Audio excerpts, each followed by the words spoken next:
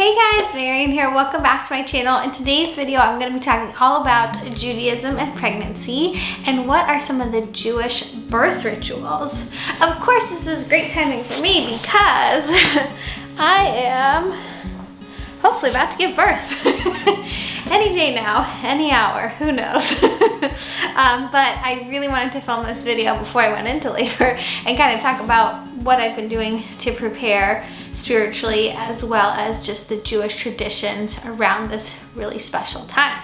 And if you didn't know, I wrote a book all about Judaism and pregnancy called Expecting Jewish. So this is kind of my specialty, my love, my focus and interest. So I'll put the link below if you want to check out the book.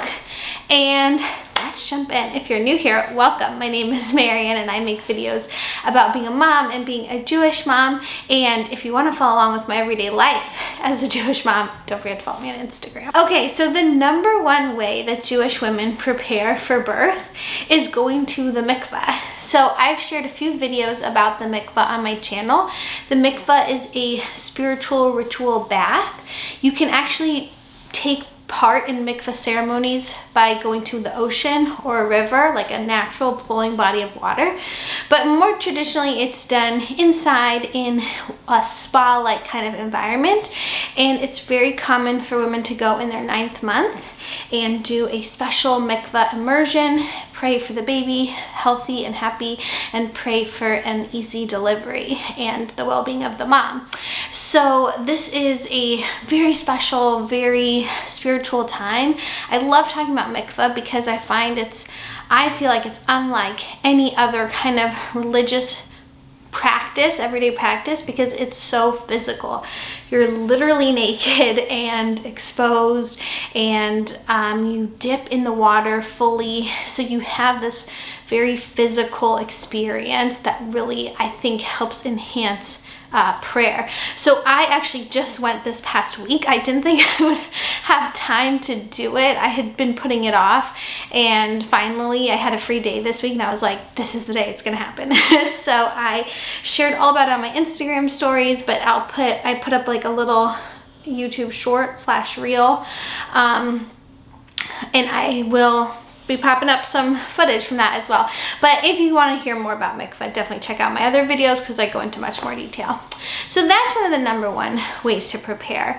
Then within the Torah, the Jewish Bible, there is so much about birth and midwives, and a lot of famous Torah Bible stories take place around these moments. So one of the main ones we hear about are two midwives, Shifra and Puah, and they lived in Egypt during the time of Pharaoh, and when Pharaoh decreed that all Jewish baby boys should be put to death, they were extremely instrumental in saving those babies. They were the ones that brought them into the world, and they would, hide them and save them, and they very actively contributed to the survival of the Jewish people. So the concept of midwifery and birth is extremely honored and valued going back generations and generations, which I think is very beautiful and very meaningful and just uplifting to know as a woman going into the birth process of how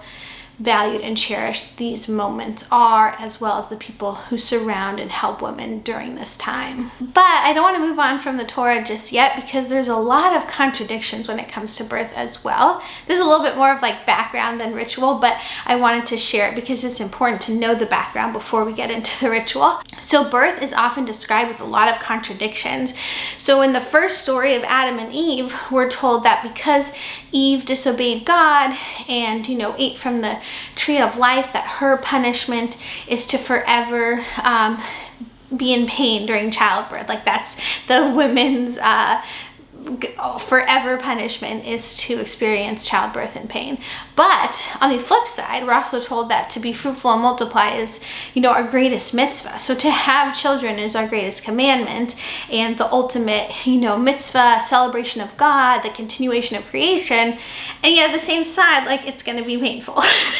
So it's a bit of a contradiction. But back to Eve, there's a lot of really interesting description of her birth and things that she says, and just the whole story of her sons.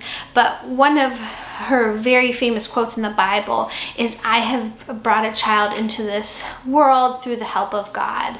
That's obviously an English translation. I'll put the link to the actual Hebrew, but basically, "I have been given a child," or "I have brought forth a child through the help of God." So there's also this really fundamental understanding that God is a part of this process. So even though it's a very human and almost animalistic idea of procreation, and coming together between two human bodies, there's also this idea of like the soul and God and divinity being part of this. So when a child is created, like that, God's part of that process as well.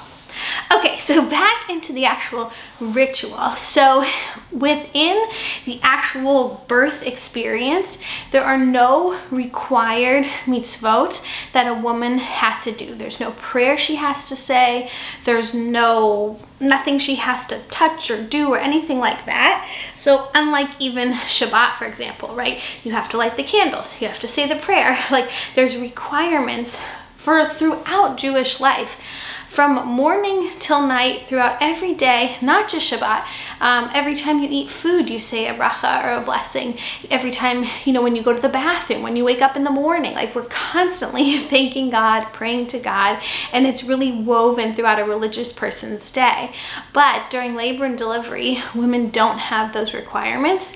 And part of the belief around that is that because one, they're already participating in the holiest act, that they don't need any additional requirements. Like they're already doing enough going beyond. But also that because labor and delivery is such a physical, requirement, that we don't want to put any extra burden and put things on a woman that she has to do.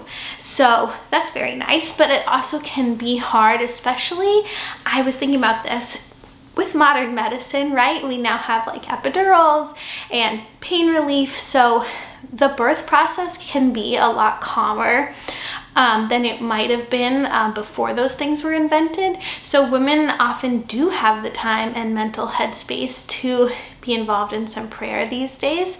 But so there's all sorts of psalms, and religious women will have like a little book that they'll take with them into the hospital, a prayer book, and they can recite some of those psalms throughout the process. It's also traditional for their partner, their husband, to recite them as well.